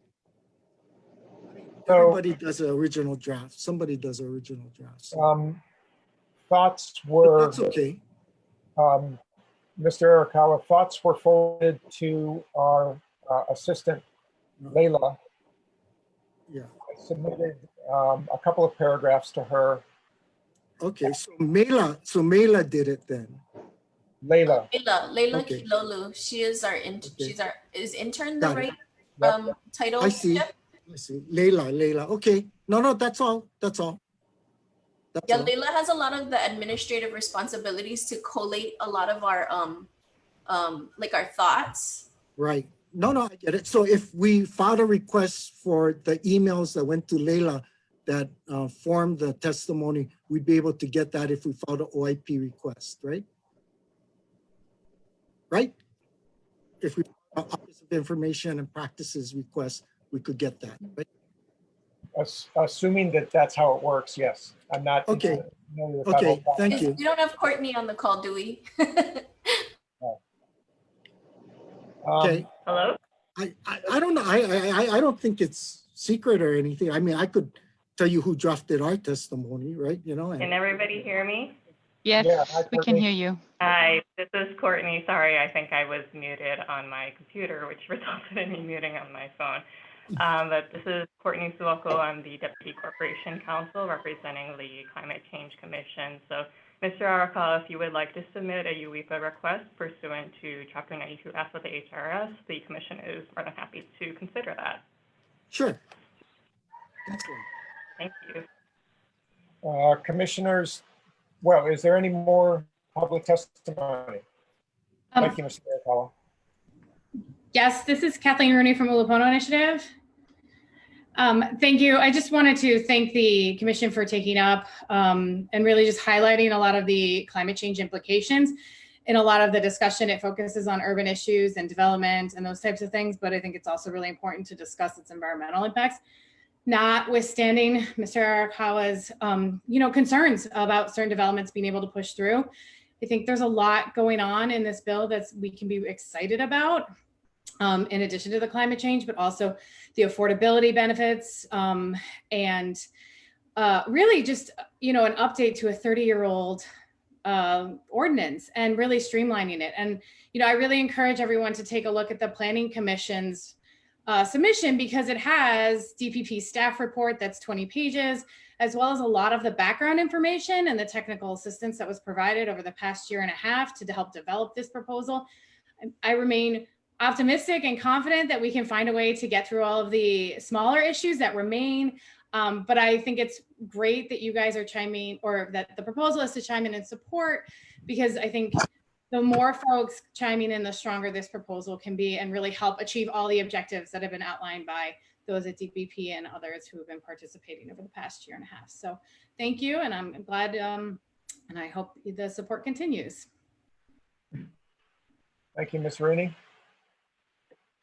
Any other public testimony? Chip, I submitted something in the chat. Okay.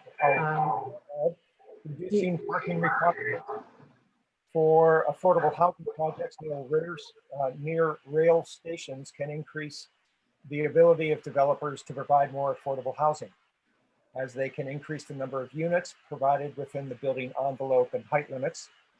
Mixed use, for example, including neighborhood commercial space within affordable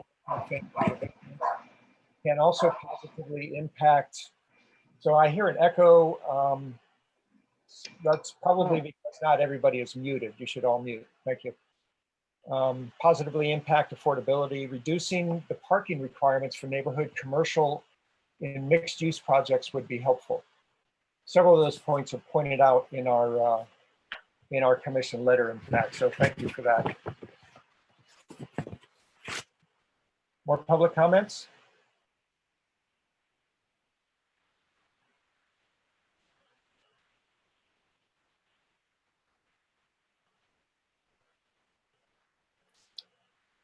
All right, commissioners, any comments on our testimony? Any edits or changes that you'd like to make?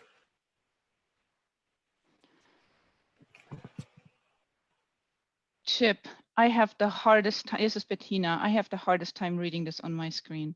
It's very little, and I guess my eyesight is failing me. Okay. Oh, thank you. Can that be emailed, or is this one of those documents that, because of the sunshine law, we cannot share?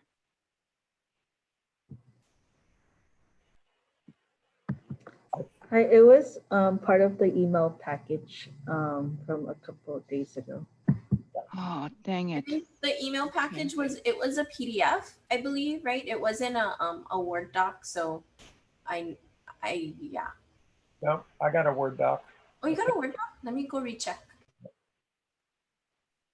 I originally had gotten a PDF only also. Okay. I will share So- again with the Word document. That would be great. Thank you. It slipped through my cracks here somewhere. Sorry about that.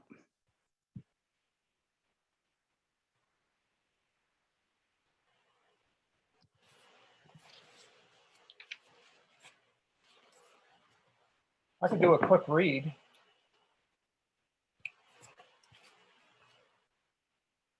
Out loud.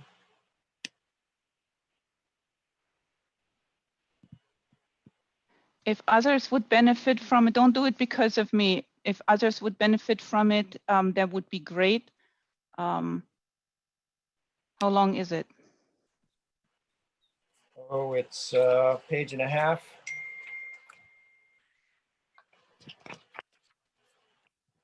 If it All would right. benefit, if it benefits others, then I would be grateful. Okay. To the Honorable Ikaika Anderson, Chair and Presiding Officer, and members, Honolulu City Council, the address 530 South King Street, room 202, Honolulu, Hawaii, 96813. Dear Chair Anderson and council members, the subject is testimony regarding Bill 2, 2020. The City and County of Honolulu, hereafter City, Climate Change Commission, hereafter Commission, strongly supports Bill 2, which promotes the reduction of carbon emissions by right-sizing parking requirements and enabling additional mobility options. As the Commission, we emphasize how this bill will help reduce Honolulu's greenhouse gas emissions. The provisions in Bill 2 encourages low carbon modes of transportation and reduces the reliance on single occupancy vehicles, which in turn can enable a reduction of car emissions. Bill 2 addresses Oahu's needs in a way that promotes efficiency and environmentally sound design. This bill aligns with several other plans, including the Oahu Resilience Strategy, the Oahu Bike Plan, the Pedestrian Plan and Complete Streets, and the state's mandate of carbon neutrality by the year 45. Bill 2 can thus be considered one of Oahu's climate mitigation strategies. Parking requirements directly subsidize cars, increase traffic congestion and air pollution, and raise housing costs and prevent walkability. And the American Planning Association this year is cited as a reference. Bill 2 reduces parking requirements for residential, commercial, and other land use types, which allows for more efficient land use and increases the usable lot area. The Commission supports measures that reduce vehicle miles traveled. Transportation contributes about 45% of Oahu's greenhouse gas emissions, with ground transportation being almost half of transportation emissions. Reducing parking requirements often incents consumers to pursue other forms of more low carbon transportation, such as bicycling and walking. Bill 2 moves a step further by supporting multimodal transportation in several ways. First, the bill articulates a design for parking that creates safer pedestrian environments, such as prioritizing access to a parking lot from the rear of the lot as opposed to the front of the lot. Next, bicycle parking design requirements were added to allow additional forms of bicycle racks, and a new requirement for hotels ensures multimodal access for employees and guests. Bill 2 also supports car sharing, ride hailing services, and deliveries, which can support a lifestyle of not owning a vehicle. For example, the bill proposes new requirements for larger properties to include dedicated off-street space for ride-hailing services and deliveries. In addition, an applicant's minimum parking requirement can be reduced by replacing the parking spaces for car sharing, bicycle parking, motorcycle parking, and a bike sharing program. As a co-benefit, Eliminating parking requirements can substantially lower housing costs. It is estimated that the average cost per space for parking structures in the US is approximately $24,000 for above ground parking and $34,000 for underground parking. And there's a citation for that figure. Costs for parking spaces are ultimately passed on to consumers, regardless of whether they own a vehicle. Another citation, Shoup, 2005. Eliminating parking requirements allows developers more flexibility in determining the actual parking market needs of buyers. Bill 2 requires unbundled parking, which means that people will not be required to rent or purchase a parking space with their residential or commercial unit, which can reduce housing, business, and construction costs. This reduction in costs could increase housing affordability for residents and increase density near jobs and services. Parking lots also create impervious surfaces that exacerbate both flooding and the heat island effect. Bill 2 addresses these two issues by increasing the number of trees in parking lots from 1 tree per 10 parking spaces to 1 tree per 6 parking spaces. Chip, I'm sorry, this draft that you're reading is different than what is projected on the screen and different from the draft that I received from my committee notes from when. I'm sorry for interrupting you. This is also noted in the chat.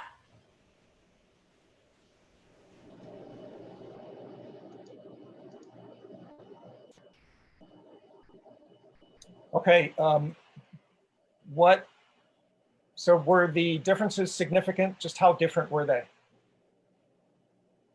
They were they were quite similar up until this paragraph that's about unbundled parking.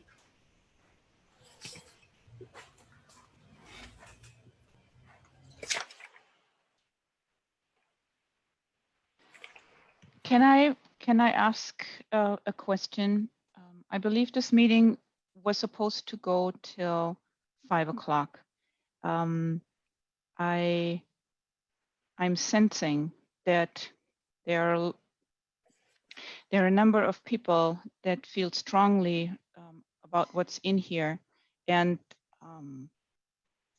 I am not sure whether I need to recluse myself from further discussion here because of what I do for a living. But I feel some of the facts in here are actually inaccurate. How would we go about this? Courtney, do we need you to come to the rescue? Please. Or can we move that we should not take further action and we need more independent editing? I would be good with that. Yeah, you can do that. You can essentially continue the agenda item. All right, Courtney, I barely heard you, but I'm guessing that we want to cycle among the commission members a more current draft and get your comments.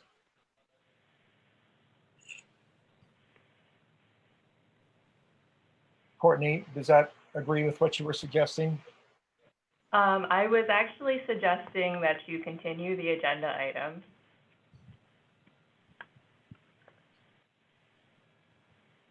What does that mean? Hello? Into next month, Courtney? Is that what it means? We're ending here, Yeah. circulating the draft, and then discuss it and finish it at our next meeting.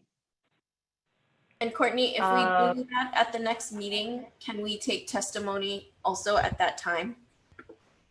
You can, you do not have to, but you can if you want to. Chip, why don't we defer the item? Or move to continue it till the next meeting, or whatever the exact language is. Yeah, I think continue to next meeting. I second the motion.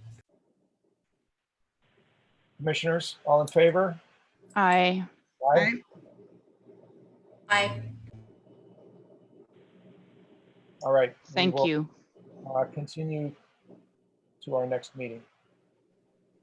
Chair Kaufman, I turn it back over to you. Okay, thank you. Thank you, Chip.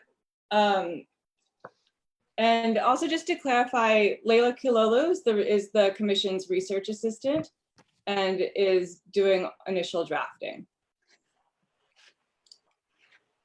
The next agenda item is discussion and action on election of chair and vice chair of the commission. So let's see, hold on. Starting sort of my term as chair and Chip's term as vice chair is coming to an end. And so as one of the last duties as chair and vice chair, we will hold an election for who will be taking these posts next. The position of chair, I have sort of a long list of duties. I don't know whether I need to read them or not, but fundamentally it's about preparing the agenda, reviewing meeting minutes, just helping distribute, working with CCSR and the staff there on these efforts, announcing business before the commission, receiving testimony, making that public, etc. So with that, are there any nominations for our next year's position of chair? Can I make a comment? Yes, Bettina. I want to applaud you for the job that you have done. I think this commission, we're a new commission, and you took the bull by the horns. None of us really exactly knew what we were getting ourselves into. We rely heavily on Courtney to keep us out of trouble. We are very passionate, and we dedicated ourselves to making a big difference, not just here, but in the world. And this is not a small feat. And not only were you our leader and spokesperson and kept us under control and reined in, you've done this with patience and grace, and I do want to say thank you for that. Thank you, Bettina. Thank you for those kind words. I agree with Bettina. I also wholeheartedly agree. Thank you. I'll echo that none of us quite knew what we were getting ourselves into. Chip, do you have something you want to? Yeah, I'd like to nominate Victoria Keener as our next chair.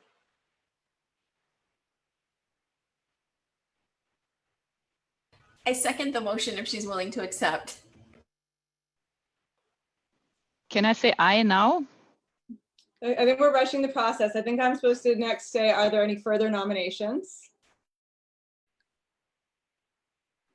Hearing none. If there are no further nominations, then the nominations are closed. Would you like to give a speech, Victoria? It's part of the process.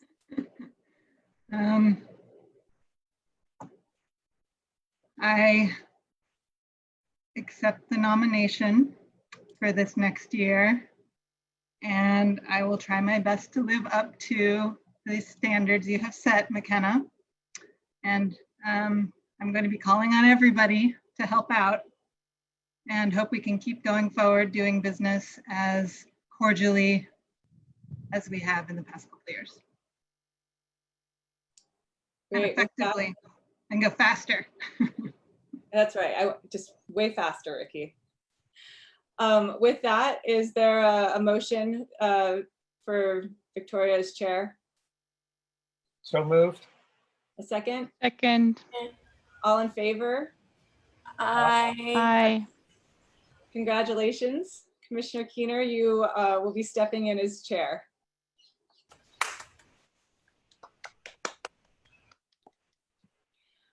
Next, we'll have our election for vice chair. So the duties of the vice chair are to assist the chair in conducting meetings and administration of the commission's activities, serve as the presiding officer and perform all duties in the absence of the chair, as well as assist the chair in maintenance of records of the commission's proceedings. With that, are there any nominations for the position of vice chair?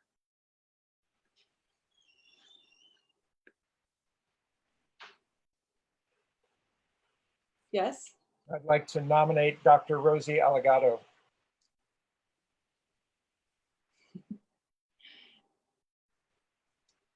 Are there any other nominations? Hearing none, Rosie, would you like to say a few words? I'm very humbled by the nomination. Thank you, Chip. Great. With that, can I get a motion to approve Rosie as vice chair? So So moved. A second? Second. All in favor? Aye. Congratulations, Rosie. You'll be stepping in as vice chair. Well, thank you for great leadership, McKenna and Chip. And we're glad that you're still in the commission so we can still look to you for guidance and advice. All right, so this takes us to public inputs on matters that were not on the agenda.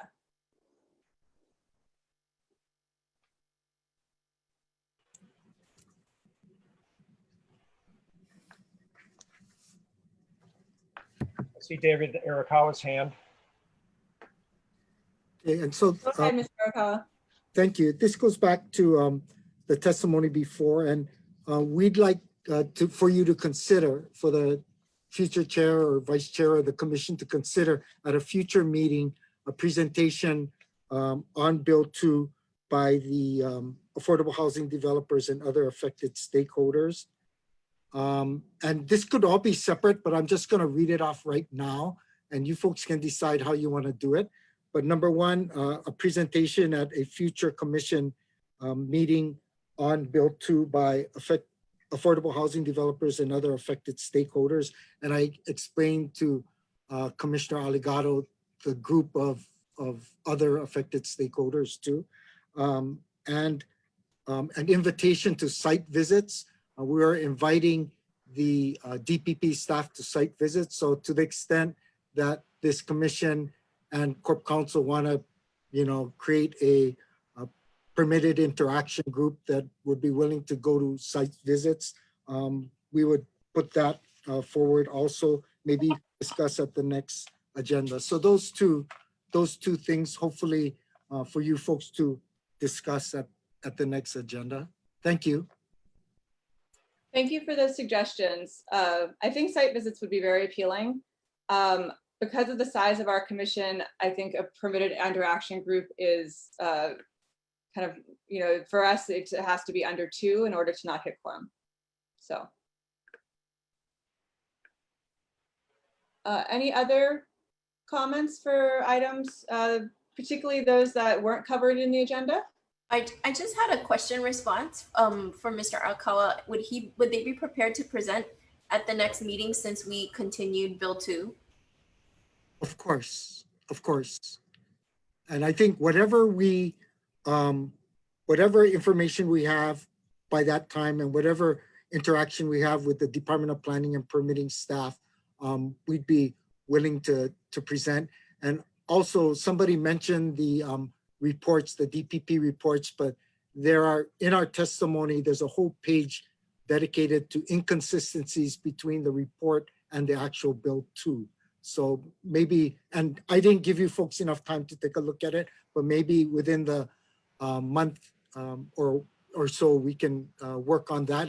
And we term them as clarification. So maybe between DPP and the affected stakeholders, we can figure out how it might be consistent, who knows? So yes, within 1 month, to answer your question, by the next meeting, we will let the parties know to be prepared to make a presentation if you folks put it on the agenda. Thank you very much for consideration. Thank you. Thank you, David.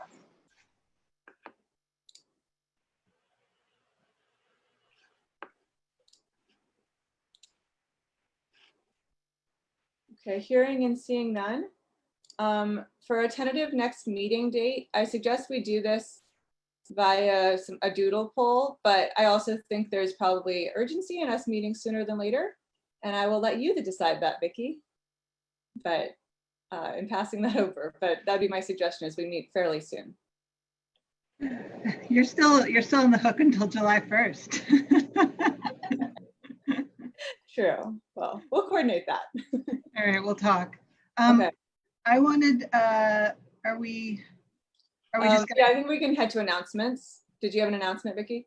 Yeah, I wanted to bring up an announcement to the whole commission. If you guys were interested in releasing a statement, a public statement supporting the protest movement and the Black Lives Matter movement, as well as creating a short letter linking racial justice and climate justice. So my group, Pacific RISA, has put out a list.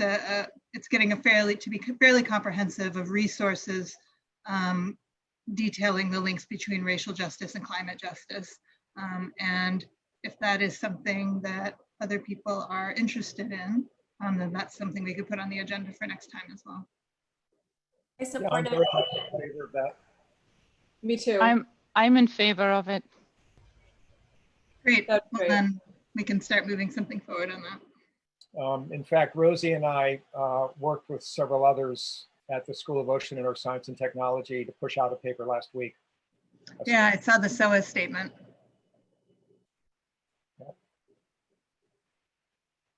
Are there any other announcements from the commissioners or from members of the public?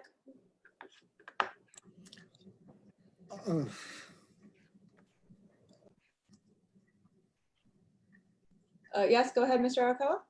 You know, I was supposed to mention this, but when they brought up the disparate impact or the impact on other people because of or different residents, we were looking at, in connection with Bill 2, we're looking at the issue of parking, right? And I think in Alex's presentation, they talked about parking, and in our meeting, they talked about reducing parking stalls, reducing the use of the car and all that.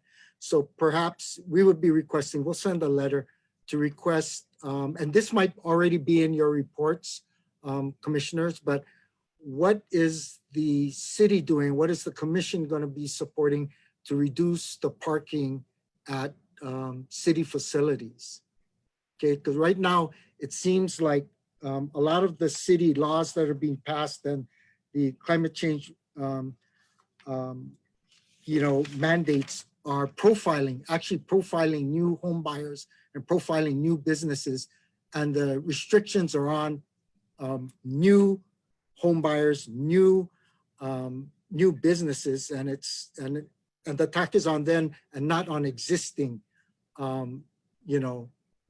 I guess, residents or people who live, in Kahala and other places, right? They have existing homes. So, and the large city parking lots for city employees. So we're wondering whether and I apologize, you might have a plan already, but, with all this profiling of new residents and new businesses, we're wondering what's in the plan. And I should do more research on this.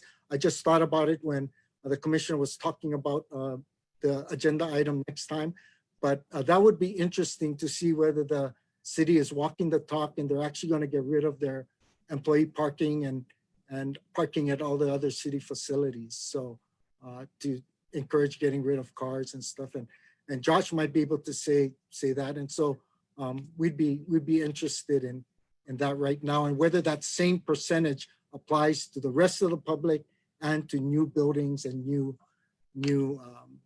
businesses. So that might be an agenda item. It might be for next time. It might be in the future, but that would be of interest, whether people are or everyone's being treated equally and fairly. Thank you. Josh, did you want to comment? I see your mic off. I don't know if Alex is still on. I think he could clarify around Bill 2, but the different codes that have been proposed and passed, land use ordinance, all of those bills apply across the board. Whether it's a city facility or, private or whatever else as they're built going forward. The premise here is that reaching back and mandating people to change that have already built might create some equity issues because, they may not have the ability to, but most of the bills that are passed are obviously going forward in time and apply equally to, whether public or private. So I think that's addressed. Thanks. Okay, I apologize. But in our discussions with DPP, I should have mentioned this, but DPP is asking us to create parking spaces such that in the future, after it's built, they can take away the parking. The parking can be taken away and used for other uses and not parking because they're trying to reduce the number of cars. So that's an example of having something already built and taking away parking after it's already built. And they want to use Bill 2 to effectuate that. So I'm not sure if Josh was in those discussions, but that's just something. Is the city going to walk the talk and do something with all of their parking spaces or something to encourage their employees and people associated with the city to reduce the number of cars? Or is it just for new buildings and new homes, that kind of stuff? But, I said what I have to say. I need to do more research and work with Josh on that. But that could be an interesting agenda item. I don't think it's an answer. If I was a scientist, I wouldn't be satisfied with, you know what, the city facility is already built, so we're not going to try and reduce parking or do anything, right? So anyway, we can talk about that at a later date, but I'll send something in writing asking that be a future agenda item. Is the city gonna do something about reducing parking? Thank you. Thank you, Mr. Arakawa. And I think we do need to pick that up in a future meeting as a actual agenda item. So thank you. Any other sort of announcements? Things we didn't cover in the agenda that people want to? Okay, hearing none. With that, we've come to the end of the agenda. And actually, given that we just tabled agenda item 9, I'm not sure I'm supposed to close the meeting or not, or just recess it. Wynn or Courtney, if you could give me guidance on that. Also, what was the? You can close the meeting. I can close the meeting. Sorry, Chip, go ahead. Well, what about a date for the next meeting? We said we would do that by some kind of scheduling poll amongst our schedules. Okay. I suggested we have it soon. Yeah, I agree with that. Okay. All right, with that, I bring the meeting to a close. And at our likely next meeting, Victoria and Rosie will be presiding. Great job, McKenna. Thank you, everyone. Thanks for Bye, joining guys. on Zoom. Really appreciate you guys staying committed to this work. Thank you, everyone.